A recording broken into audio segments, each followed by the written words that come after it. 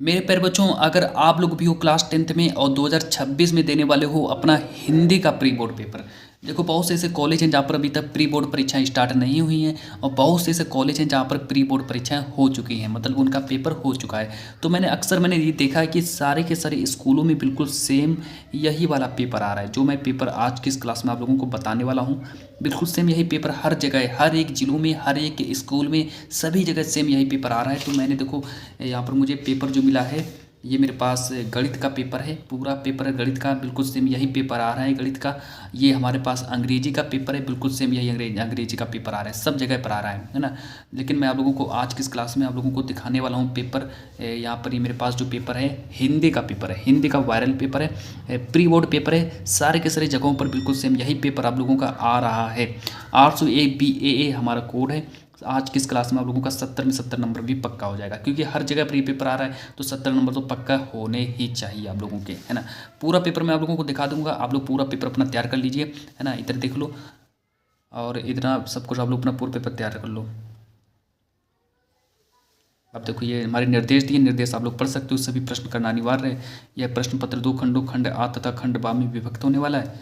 खंड आ में 1 अंक के 20 बहुविकल्पी प्रश्न हैं, जिनका उत्तर हमको OMR शीट पर देना पड़ेगा। नीले अथवा काले बॉल पेन से मतलब लेकर के जाना है, नीला और काला पेन आप लोगों को लेकर के जाना है।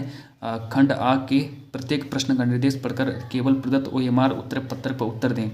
अब ये इधर देख लो कि प्रत्येक प्रश्न के अंक उसके सम्मुख अंकित हैं। खंड बा में 50 अंक का वर्णनात्मक प्रश्न है। खंड बा में सभी प्रश्नों के उत्तर एक साथ देना है। इतना सब कुछ पढ़ लीजिए आप लोग, है ना। ये पेपर है आप लोगों का, प्री बोर्ड पेपर है, हिंदी का पेपर है।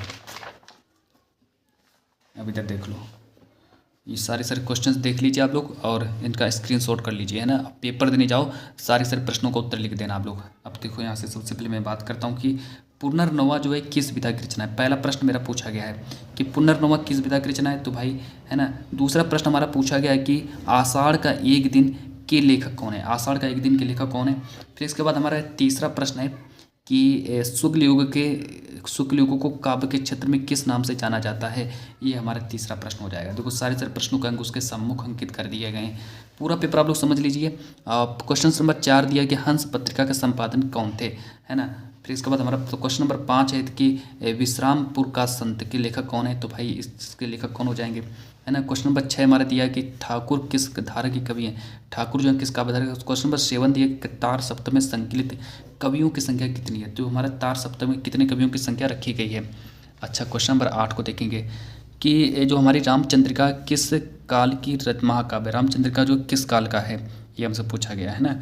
क्वेश्चन नंबर 9 को देखेंगे, सुमित्रानंदन पंथ की रचना क्या हो जाएगी, तो इधर इधर भी देख लो। क्वेश्चन नंबर 10 दिया है कि कलम का सिपाही का रचनाकार कौन है। और क्वेश्चन नंबर 11 दिया है कि शांत रस का स्थायी भाव क्या होता है। क्वेश्चन नंबर 12 दिया है कि कनक कनक ते सौगनी में कौन सा अलंकार हो जाएगा। क्वेश्चन नंबर 13, 12, 13, 14 ये प्रश्न का स्क्रीनशॉट कर लो कि पर्यावरण में कौन सा उपसर्ग लगा, तो पर्यावरण में हमारा कौन सा उपसर्ग लगा है ना। ये देखो, इस बच्चे ने गलत कर दिया, लेकिन पर्यावरण पर उपसर्ग नहीं होगा भाई, परि उपसर्ग होगा, है ना। तो इसका मेरे पास पूरा का पूरा सॉल्यूशन रखा है। मैं आप लोगों को पूरा का पूरा PDF सहित सॉल्यूशन आप लोगों के पास भेज दूंगा। आप लोग वहाँ से पेपर को पूरा सॉल्व करके देख लेना, है ना। पहले मैं आप लोगों को पूरा पेपर मैं आप लोगों को दिखा दूँगा। ये धुआं का तत्सम शब्द पूछा गया है। पंचतंत्र में कौन सा समास है, बढ़ाई शब्द में कौन सा प्रत्यय लगा, निम्न में से कौन सा पर्याय नहीं है। इतना आप लोग देखने के बाद फिर ये देखो, हमारे पास ये हमसे 6 नंबर का गद्यांश भी पूछा जाएगा पेपर में। कि यहाँ पर लिखा है देखो कि निम्न के गद्यांश पर आधारित दिए गए प्रश्नों के उत्तर लिखित कि हम लोग कच्ची मिट्टी की मूर्ति के समान रहते हैं, जिसे जो जिस रूप का चाहे उस रूप का करे, चाहे राक्षस बनावे चाहे देवता। ऐसे लोगों का साथ करना हमारे लिए बुरा है जो हमसे अधिक दृढ़ संकल्प के हैं, क्योंकि हमें उनकी हर एक बात बिना विरोध के मान लेनी पड़ती है। पर ऐसे लोगों का साथ करना हमारे लिए बुरा है जो हमारी ही बात को ऊपर रखते हैं, क्योंकि ऐसी दशा में इतना सब कुछ पढ़ने के बाद हमसे 3 प्रश्न पूछे जाएंगे, 1, 2, 3, तीनों के तीनों प्रश्न 2+2 यानी कि 6 नंबर के 3 प्रश्न पूछे जाएंगे। इसके बाद हमारे पास सामने अथवा करके दिया है कि ईर्ष्या का मनुष्य चारित्रिक दोष ही नहीं है, प्रत्युत इससे मनुष्य के अंदर आनंद में बाधा पड़ती है। जब भी मनुष्य के हृदय में ईर्ष्या का उदय होता है, सामने का सुर उसे मध्यम सा दिखने लगता है। पक्षियों के गीत में जादू नहीं रह जाते हैं, फूल तो ऐसे ही हो जाते हैं मानो वे देखने में योग्य ना हो। तो चलिए भाई आगे देख लो। फिर हमारा यहाँ से देखो पद्यांश पूछा जाएगा। पद्यांश देख लो, पद्यांश में हमारा 6 नंबर का पद्यांश आता है। देखो यहाँ पर 6 नंबर का लिखे, 6 नंबर का आता है। ये देखो हमारा पद्यांश, इसका स्क्रीनशॉट कर लीजिए, यहाँ से लेकर यहाँ तक स्क्रीनशॉट कर लो। ऊधों में ब्रज विसरत नाई, वृंदावन गोकुल वन उपवन, सगन कुंज की छाई, प्रातः समय माता जसुमती, अरुण देख सुख पावत, माखन उठी देव सजायो, अतिहित सात खवावत भी आवत हैं। और इतना करने के बाद हमारे 3 प्रश्न पूछे जाएंगे, पहला दूसरा तीसरा, ये हमारे 3 प्रश्न हैं।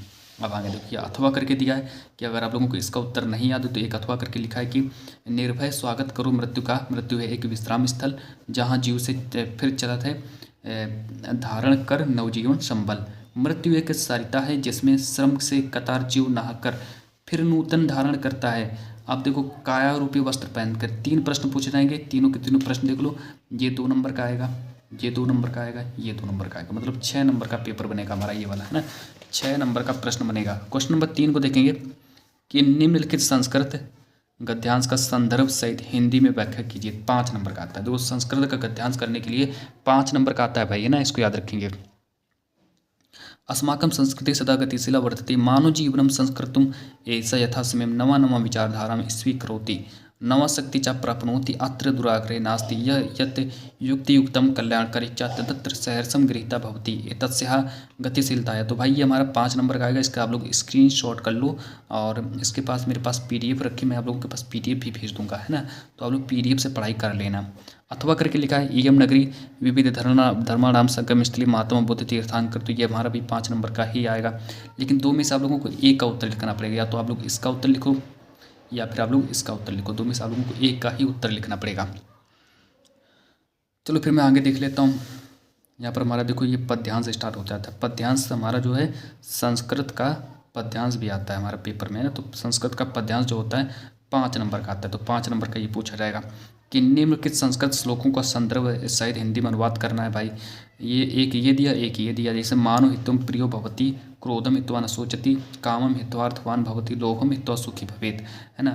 तो इतना पढ़ने के बाद फिर हमारे यहाँ पर अथवा करके लिखा है सर्वे भवन्तु सुखिनः सर्वे। इतना पढ़ने के बाद ये हमारे देखो सबको दिया, खंड काव्य दिया है ना। खंड काव्य जो आप लोग अपने टीचर से पूछ लेना, जो आप लोग क्लास टीचर हो, क्लास टीचर से पूछ लेना कौन सा खंड काव्य आएगा, तो खंड काव्य याद कर लेना। क्वेश्चन नंबर 5 अब मैं ले चलता हूँ क्वेश्चन नंबर 6 की ओर। इतना आप लोग स्क्रीनशॉट कर लीजिए, यहाँ से इतना देख लो। अब चलो यहाँ से क्वेश्चन नंबर 6 को देखेंगे। यहाँ से देखो हमसे लेखक का जीवन परिचय पूछा जाएगा, फिर एक हमारा लेखक का जीवन परिचय और फिर एक कवि का जीवन परिचय पूछा जाएगा। तो लेखक और कवि में से आप लोग क्या करना, भगवत शरण उपाध्याय दिया, डॉक्टर राजेंद्र प्रसाद, रामधारी सिंह दिनकर, है ना। ये हमारा प्री बोर्ड का पेपर है, प्री बोर्ड का पेपर है। आप देखो यहाँ पर जयशंकर प्रसाद जी का जीवन परिचय नहीं पूछा गया है ना, जयशंकर प्रसाद जी का जीवन परिचय नहीं पूछा। इसका मतलब हमारा 100% मैं आप लोगों से कह रहा हूँ कि बोर्ड पेपर जो आप लोगों का जो 18 तारीख का जो पेपर होगा उसमें हमारा जयशंकर प्रसाद जी का जीवन परिचय 100% आप लोगों को मिलेगा, है ना। क्योंकि यहाँ पर नहीं पूछा गया है ना। देखो यहाँ पर कहीं लिखा है जयशंकर प्रसाद, नहीं लिखा है, रामचंद्र शुक्ल भी नहीं लिखे, तो आप लोग रामचंद्र शुक्ल और जयशंकर प्रसाद जी का जीवन परिचय तैयार कर लो, अभी तैयार कर लो, है ना। यहाँ देखो भगवत शरण उपाध्याय, डॉक्टर राजेंद्र प्रसाद और रामधारी सिंह दिनकर, हमारे 3 जीवन परिचय पूछे गए।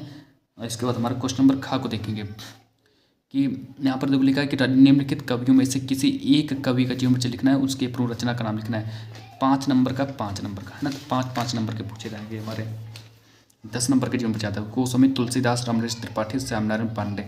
अब देखो इसमें सूरदास जी नहीं पूछे गए हैं, सूरदास प्लस महादेवी वर्मा, इनको तैयार कर लो। ये वाले ये दोनों जीवन परिचय आप लोगों के बोर्ड पेपर में 18 तारीख को जरूर पूछे जाएंगे। अब इधर देख लो, ये हमारे देखो यहाँ से पूछा गया कि अपने निवास स्थान में मोहल्ले की समुचित सफाई हेतु करने के लिए उपयुक्त पद्धति के रूप पत्र लिखना। भाई 4 नंबर का पत्र लेखन भी आता है ना, पत्र लेखन। आप अपने विद्यालय के प्रधानाचार्य या अथवा करके लिखा है, इसको भी पढ़ लेना। इधर देख लो, इधर भी देखो, ये हमारा फिर देखो क्वेश्चन नंबर 10 को देखेंगे। ये देखो क्वेश्चन नंबर 9 को देखो कि निम्नलिखित में से किन्हीं 2 प्रश्नों को उत्तर लिखना है।